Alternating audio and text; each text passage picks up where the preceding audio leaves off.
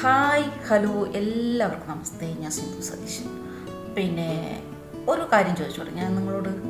നിങ്ങൾക്ക് ഈ സ്വപ്നത്തിൽ എന്തെങ്കിലും ഇങ്ങനെ ആപത്ത് വരുന്ന രീതിയിലുള്ള ഒരു സ്വപ്നം കണ്ടു കഴിഞ്ഞാൽ ഇങ്ങനെ നമുക്കൊരു മുൻകൂറായിട്ട് ദൈവം കാണിച്ചു തരൂലേ, അങ്ങനെയൊക്കെയുള്ള കാര്യങ്ങൾ നിങ്ങൾക്ക് വിശ്വാസമുണ്ടോ? പിന്നെ ഞാൻ വിശ്വാസിയാണ് അങ്ങനത്തെ കാര്യങ്ങളിലൊക്കെ. കാരണം ഞാൻ ഇതിൽ വിശ്വസിക്കും കാരണം കണ്ണ് കുറച്ച് പ്രശ്നം. പിന്നെ ഞാൻ ഇതിൽ വിശ്വസിക്കാൻ കാരണം എന്ന് പറയാം, ഞാൻ SLC പഠിക്കുന്ന സമയത്ത് ഞങ്ങളുടെ വീടിൻ്റെ ഒരു സൈഡിൽ ഒരു തെങ്ങുണ്ട്. അപ്പോൾ പിന്നെ SLCൻ്റെ റിസൾട്ട് വരുന്ന അന്നത്തെ തലേന്നത്തെ രാത്രിയിലെ ആ തെങ്ങിൻ്റെ ഓലയില്ലേ, ഓലയിൽ നിന്ന് ഒരു ചെറിയ തെങ്ങിൻ്റെ കുരുത്തോലയില്ലേ, അത് പൊട്ടി വീകുന്ന സ്വപ്നം കണ്ടു. പൊട്ടി വീകുന്ന സ്വപ്നം കണ്ടിട്ട് ഞാൻ ഇത് ആരോടും പറഞ്ഞില്ല. പിന്നെ അത്ര ഒരു അപകടം പറ്റും എന്നൊന്നും എനിക്കറിയില്ലായിരുന്നോ. ഇങ്ങനെ ഈ സാധാരണ രീതിയിൽ നമ്മൾ കൺവെട്ടത്ത് നിന്ന് ഇങ്ങനെ ഈ തെങ്ങിൻ്റെ കുരുത്തോല പൊട്ടി വീണ് കഴിഞ്ഞാൽ അപകടം പറ്റും, ആപത്തെന്നൊക്കെ പറയാറുണ്ട്.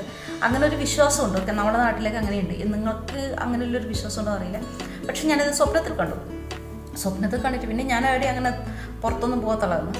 SLCൻ്റെ പരീക്ഷ കഴിഞ്ഞിട്ട് റിസൾട്ട് വരുന്ന പിറ്റത്തെ അന്നത്തെ ആ പകലാണ്, പുലർച്ചയാണ് കാണുന്നത്.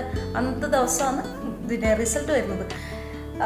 റിസൾട്ട് വരുന്നു, അത് പിന്നെ അപകടമൊന്നുമല്ലല്ലോ അല്ലേ, റിസൾട്ട് വരുന്ന കാര്യം. അങ്ങനെ റിസൾട്ട് വന്നിട്ട് ഞാൻ എട്ടിൽ പൊട്ടി, ഞാൻ തോറ്റുപോയി. ഓക്കെ, അന്നേരം ഞാൻ വിചാരിച്ചു, ഓഹോ പിന്നെ ഇങ്ങനെ ഈ പിന്നെ കുരുത്തോല വീകുന്ന സ്വപ്നം കണ്ടു കഴിഞ്ഞാൽ ഇങ്ങനെയൊക്കെയുള്ള അപകടം പറ്റുന്നു. അനുഭവ ഗുരുവാണല്ലോ. അതിലൂടെ എനിക്ക് മനസ്സിലായി, ഇങ്ങനെ കണ്ടു കഴിഞ്ഞാൽ സ്വപ്നം കണ്ടു കഴിഞ്ഞാൽ ഇങ്ങനെ ഒരു ആപത്തുണ്ടാവുന്നു. പിന്നെ അതല്ല, ഈ SLC തോറ്റപ്പോഴില്ലേ, അന്നത്തെ കാലത്ത് ഈ പത്രത്തിലേ വരും. ഇപ്പം അല്ലേ ഇങ്ങനെ ഈ ഓൺലൈനിലൊക്കെ വരുന്നത്. അന്നേരം പത്രത്തിലാന്ന് വരുക. അപ്പോൾ പിന്നെ പത്രത്തിൽ വന്ന് ഞാൻ തോറ്റെന്ന് കൺഫേം ആയി. പിന്നെ അങ്ങനെ എന്താ പറയുക, വീട്ടിൽ നിന്ന് അമ്മ പറഞ്ഞു, നീ ചന്ദ്രൻ്റെ കടയിൽ പോയി. നമ്മൾ ചന്ദ്രേട്ടൻ്റെ കട, നമ്മളെപ്പോഴും സാധനമൊക്കെ മേടിക്കൽ ചന്ദ്രേട്ടൻ്റെ കടയിൽ നിന്ന് എല്ലാ ആഴ്ചയിലും ഒന്ന് പോയിട്ട് മേടിക്കും. പിന്നെ എന്തെങ്കിലും സാധനം കുറഞ്ഞു കഴിഞ്ഞാൽ പോയിട്ട് കുറച്ചായിട്ട് പോയി മേടിക്കും, അങ്ങനെയാണ്. അപ്പോൾ ചന്ദ്രേട്ടൻ്റെ കടയിലേക്ക് എന്നെ സാധനം വാങ്ങാൻ പറഞ്ഞു വിട്ടു അമ്മ. ഞാൻ കടയിലെത്തിയപ്പോഴുണ്ട് ചന്ദ്രേട്ടൻ ചിരിക്കുന്നത്. ഞാൻ ചിരിച്ചു, നന്നായിട്ട് നല്ല വെളുക്ക് ചിരിച്ചു. ഒക്കെ എന്നിട്ട് ചിരിച്ചിട്ടാകുമ്പം പിന്നെ ചന്ദ്രേട്ടൻ എന്നോട് ചോദിച്ചു, സിന്ധു മുട്ടായി ഇല്ലേ എന്ന് ചെയ്യാൻ. അപ്പോൾ ഞാൻ SLC തോറ്റത് ചന്ദ്രേട്ടൻ അറിഞ്ഞിട്ട് ഞാൻ എൻ്റെ ചന്ദ്രേട്ടനെ നോക്കിയേ. അന്നേരം ചന്ദ്രേട്ടൻ മുട്ടായി ഇല്ലേന്ന് ചോദിച്ചു. ഞാൻ പറഞ്ഞു ഇല്ല, എന്തേ? അല്ല, നീ SLCക്ക് തോറ്റേൻ്റെ മുട്ടായി ഒന്നും നമുക്ക് കിട്ടിയിട്ടില്ലല്ലോ. ആ നിമിഷമാണ് ഞാൻ SLC തോറ്റത് നാട്ടുപാട്ടായി അറിയുന്നത്.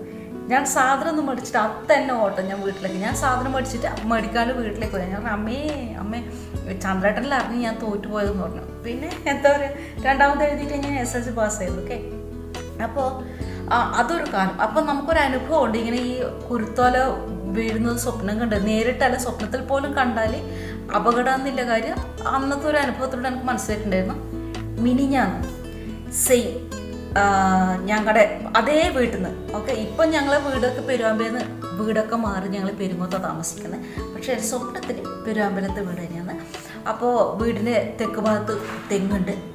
പിന്നെ ആ തെങ്ങിന്ന് എന്താ പറയുക, രണ്ട് പച്ച ഓല.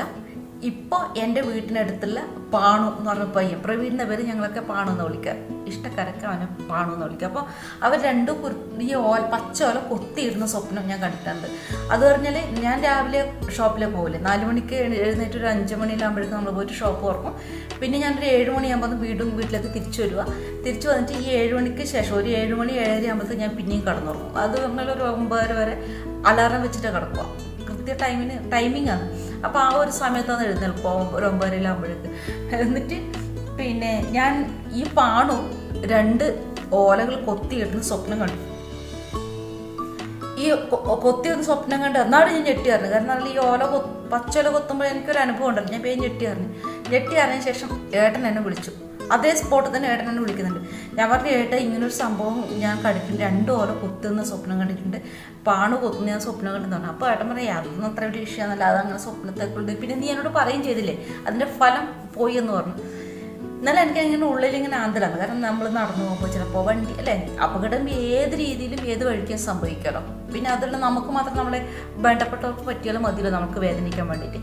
എനിക്ക് ഭയങ്കര വിഷമം. എന്താ ചെയ്യുന്നത്? അയ്യോ ഞാനിങ്ങനെ സ്വപ്നം കണ്ടു. ഞാൻ ഇതന്നെ പറഞ്ഞുകൊണ്ടിരിക്കുന്നത്, ഏട്ടനോട് വിളിച്ചിട്ട് പറഞ്ഞു, ഏട്ടാ ഞാനിങ്ങനെ സ്വപ്നം കണ്ട് എനിക്ക് പേടിയാന്നിട്ട് കുളിക്കുമ്പോഴൊക്കെ എൻ്റെ മനസ്സിലായിരുന്നു എന്തായിരിക്കും പിന്നെ എനിക്ക് വേദനിക്കാണ്ട് പറ്റിയ, അല്ലെങ്കിൽ എനിക്ക് വേദനിക്കാൻ ഉതകുന്ന തരത്തിലുള്ള എന്താ അപകടമായിരിക്കും ഈശ്വരൻ എന്നെ കാത്തു വെക്കുന്നുണ്ട്. അത് തന്നെയാണ് എൻ്റെ മനസ്സിലുണ്ടായിരുന്നു. എന്നിട്ട് പിന്നെ ഞങ്ങൾ ഭക്ഷണമൊക്കെ ഇപ്പോൾ കുറച്ച് ദിവസമായിട്ട് വീട്ടിലത്തെ ഗ്യാസ് തീർന്നുകൊണ്ട് ഷോപ്പിൽ നിന്ന് തന്നെ ചോറും കറി ഉണ്ടാക്കുക, എല്ലാം ഭക്ഷണമൊക്കെ ഉണ്ടാക്കുന്ന അവിടെ നിന്ന്.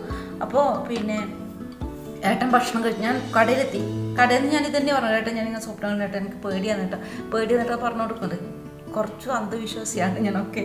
എന്നിട്ട് അപ്പോൾ പിന്നെ ഏട്ടൻ പറഞ്ഞു അത് വിട്, അത് പ്രശ്നമൊന്നുമില്ല, അങ്ങനെയൊന്നും അല്ല, നീ പറഞ്ഞില്ല, അതിൻ്റെ ഫലം പോയി നമുക്ക് ഏട്ടനെ സമാധാനിപ്പിക്കുന്നുണ്ട്.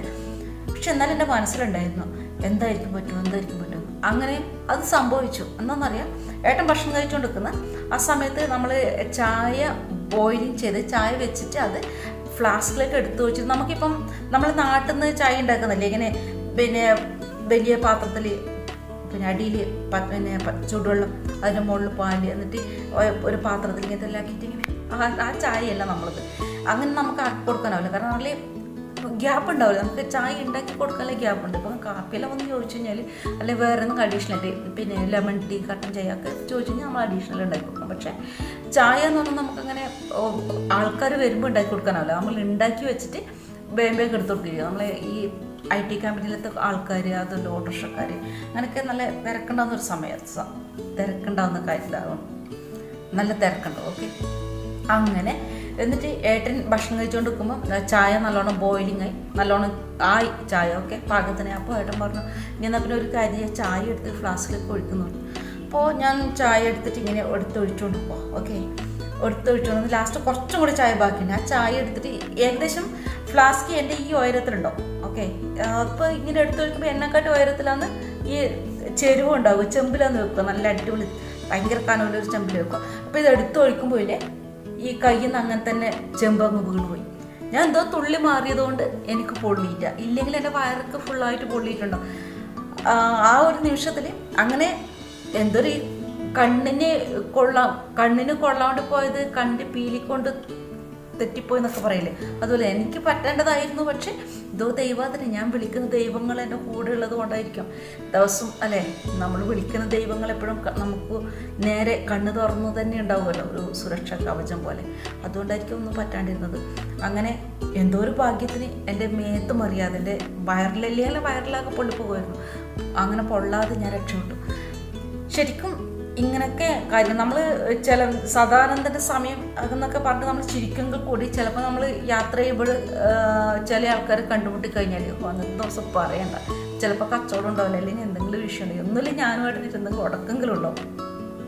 അങ്ങനെയൊക്കെയാണ്. അപ്പോൾ ചില കാര്യങ്ങൾ നമ്മൾ അറിയാണ്ട് വിശ്വസിച്ച് പോകുന്നത് നമ്മളെ അനുഭവത്തിൽ കൂടിയാണല്ലേ. ഇങ്ങനെ എന്തെങ്കിലും ഒരനുഭവം നിങ്ങൾക്ക് ഉണ്ടായിട്ടുണ്ടോ? ഉണ്ടെങ്കിൽ കമൻറ്റ് ചെയ്യുക കേട്ടോ. എന്താ ഉണ്ടായിരുന്നത് നമുക്ക് ഡിസ്കസ് ചെയ്യാം. ഓക്കെ, അപ്പോൾ മറ്റൊരു നല്ലൊരു വീഡിയോ മറ്റോട്ട് വരുന്നവരെല്ലാവർക്കും